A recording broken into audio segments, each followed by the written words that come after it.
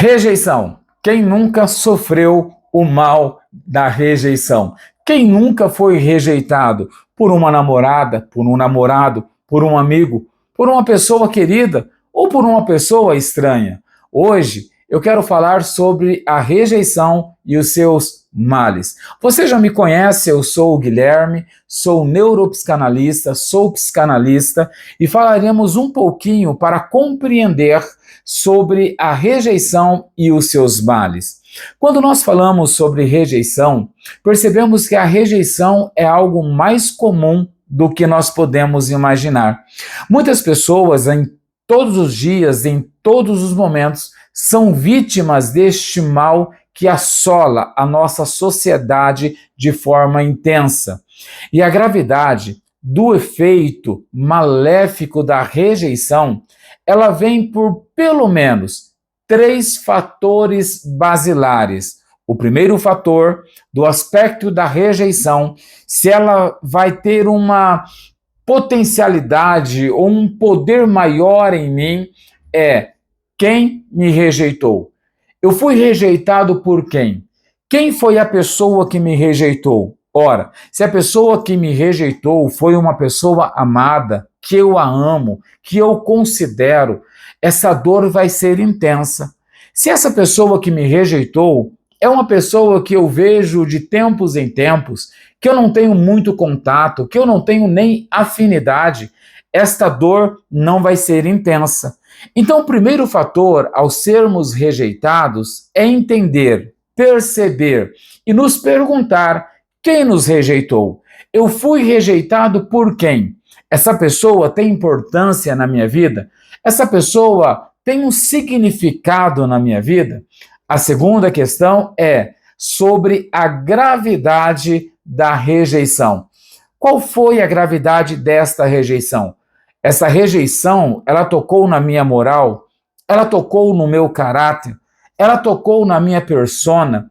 Esta rejeição, ela teve uma gravidade muito intensa no meu sistema límbico ou no meu sistema emocional, ou não teve? Ou foi apenas algo que eu posso deixar passar, algo que eu não preciso nem dar importância? Então, o primeiro fator que devemos saber sobre a rejeição e sobre o mal que ela pode nos trazer é quem nos rejeitou. A segunda questão é qual a gravidade dessa rejeição. E o terceiro fator é por quanto tempo a rejeição durou. Por quanto tempo a rejeição durou? Porque a rejeição ela pode durar um dia, 2, mas pode durar 1 ano, 2 anos, 3 anos, 4 anos.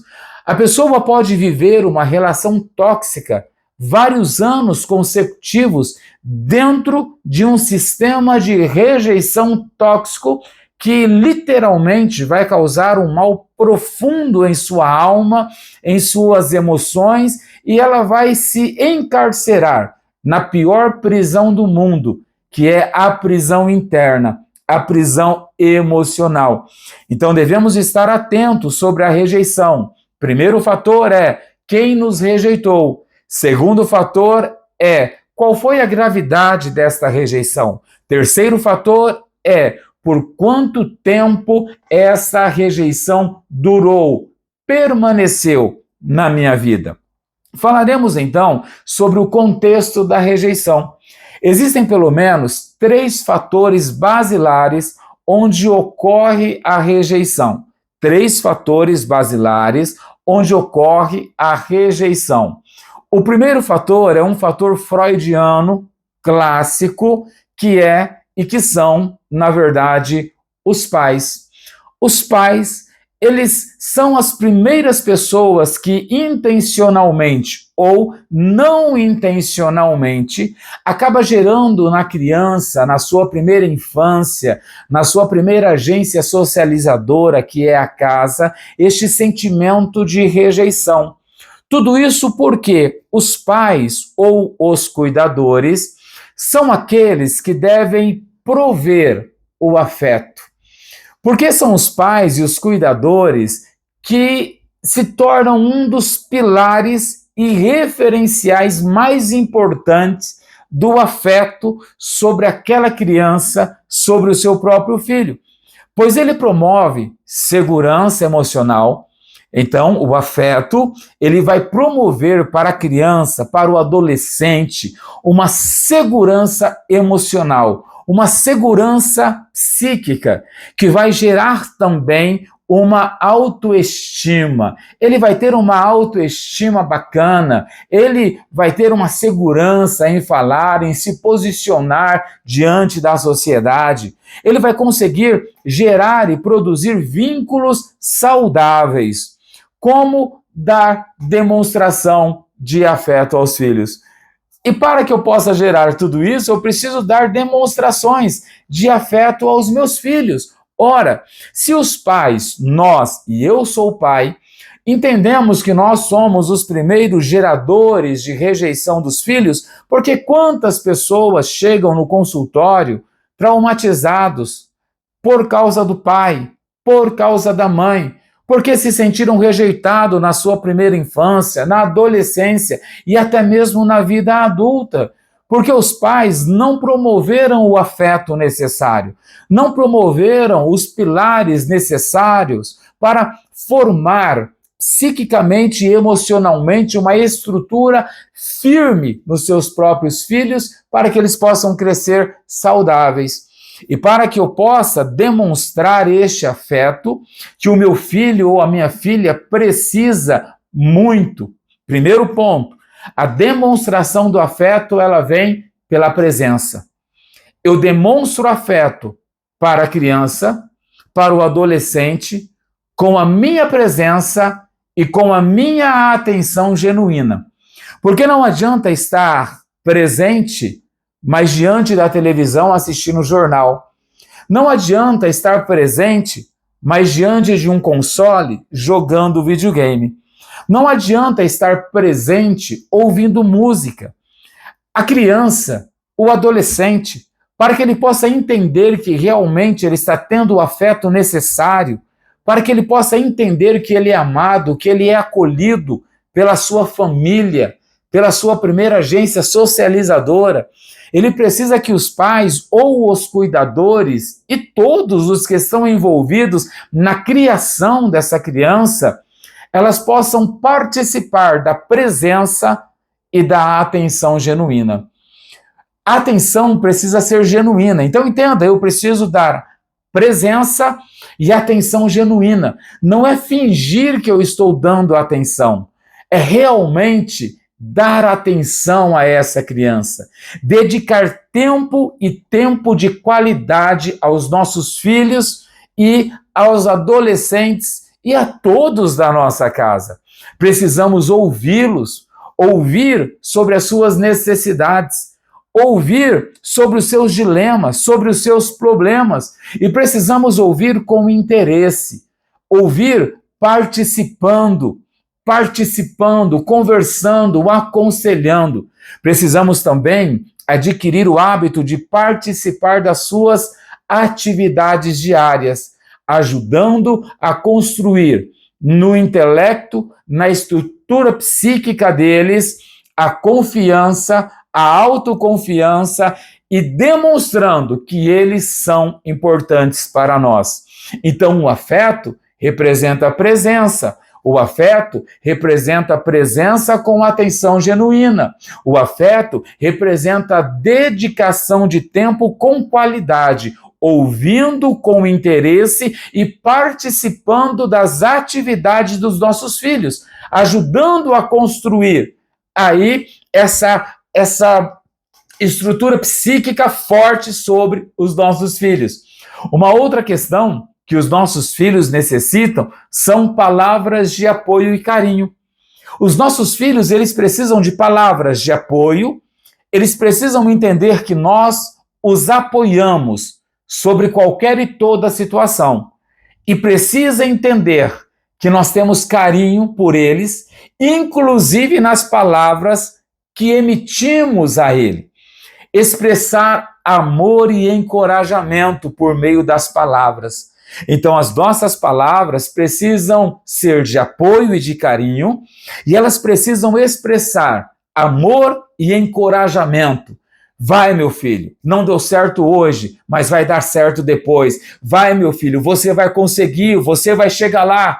Quantos adultos inseguros, quantos adultos que entraram em um ostracismo, que não conseguem vencer, que não conseguem avançar, porque não tiveram palavras de apoio dos seus pais, dos seus cuidadores. Adultos que entram no consultório e precisam ser tratados para conseguirem vencer na vida. Então, precisamos dizer para os nossos filhos que nós nos acolhemos, abraçamos, encorajamos eles. Dizer: eu estou orgulhoso de você, meu filho. Eu estou orgulhoso de você. Dizer para o meu filho: você é especial para mim.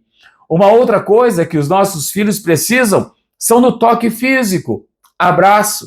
E vamos dar aquele abraço, não é aquele abraço de tamanduar, né? Mas aquele abraço de 40 segundos para liberar dopamina, serotonina, noradrenalina, que são os neurotransmissores e hormônios da felicidade, do prazer. Então abrace o seu filho, beije o seu filho no rosto, diga que você o ama, toque o seu filho e diga com toque: eu te amo. Dê carinho e outras formas de carinhos que também são essenciais para fortalecer o vínculo emocional. Precisamos também validar as emoções dos nossos filhos, reconhecer e respeitar os sentimentos dos nossos filhos. Porque quantos pais e quantas mães não reconhecem os sentimentos que os seus filhos têm? Porque eles têm 7 anos, 10 anos, 14, 15, 16, não reconhecem os sentimentos, mas são pessoas, personas que têm sentimentos. E eu preciso reconhecer e respeitar os sentimentos do meu filho e dos meus filhos. Eu tenho 2, sem julgamento. Sem julgamento. Mostrando a eles que eles podem contar com o nosso apoio sobre todas as coisas. Mostrando para eles que nós estamos com eles em todas as coisas. Exemplo de empatia e respeito. O pai, a mãe, o cuidador, a cuidadora precisa ser um exemplo de empatia e de respeito. Precisa demonstrar afeto todos os dias. Todos os dias. Tanto com os filhos, quanto com as outras pessoas. Ensinar valores essenciais por meio do exemplo. Então, nós vimos aqui que a presença nos momentos importantes, pai e mãe, esteja presente na formatura do seu filho, em uma reunião escolar, presente nas questões que são importantes para o seu filho, para a sua filha, estar presente, seja nas conquistas ou nos desafios, reforçando assim o sentimento de que os seus pais sempre estarão ao lado deles. Precisamos mostrar para os nossos filhos que nós sempre vamos estar do lado deles. Precisamos urgentemente.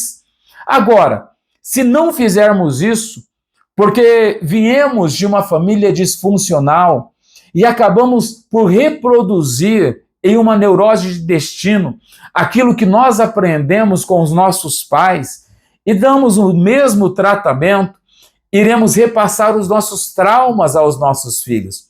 Um exemplo onde eu posso transmitir esses traumas aos meus filhos, aos nossos filhos, é quando esta criança, este adolescente, tem pais alcoólatras ou pais viciados no trabalho, que preferem o trabalho do que os seus próprios filhos. Ou pais que submetem o amor ao presente. Ou seja, pais que não pedem desculpa. Pais que, quando erram com os filhos, não pedem perdão. Pais que não chegam para o filho e dizem: filho, eu pisei na bola, eu errei, estou pedindo perdão. Ao invés disso, eles compram presentes. eles dão presentes. E eles não imaginam o mal que estão causando nessa criança, na estrutura psíquica dessa criança. Pais muito exigentes, geralmente pais perfeccionistas demais, irão transmitir traumas para os seus filhos. Pais que esperam que os filhos sigam os seus sonhos. Porque tem pais que fazem uma transferência. Ah, eu queria ser advogado, não conseguir, então meu filho ou a minha filha irá ser advogada. Ah, eu queria ser médico, mas não consegui, então o meu filho ou a minha filha será médica. E aí eu vou acabar transferindo.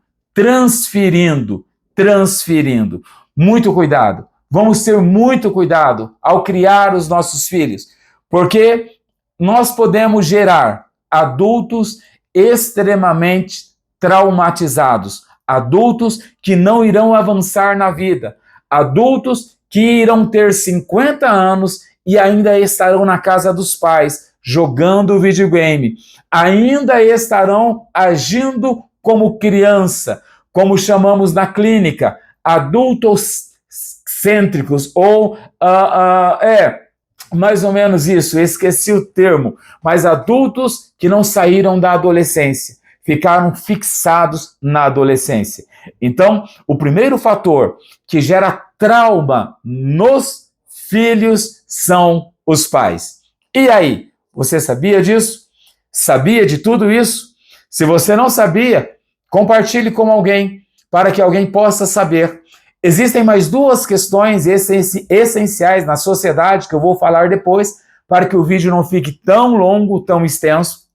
Se você quiser que eu fale sobre os dois outros geradores de traumas nos nossos filhos, que também geraram trauma em nós, por isso crescemos traumatizados, bloqueados, com crenças limitantes e tantas outras coisas, compartilhe esse vídeo e diga aí, eu quero saber das outras duas questões que geram traumas nos nossos filhos e que geraram na minha vida. Geraram e eu precisei tratar. Se você precisar conversar com alguém, precisar de ajuda, procure, vou deixar aqui, vou deixar aqui o número da minha secretária. Então você pode procurar, ligue, marque uma sessão, vamos conversar, vamos trabalhar tudo isso e outras questões e você vai viver leve e a dor vai embora e a alegria virá. Saiba que nós nascemos para ser feliz, nascemos para sermos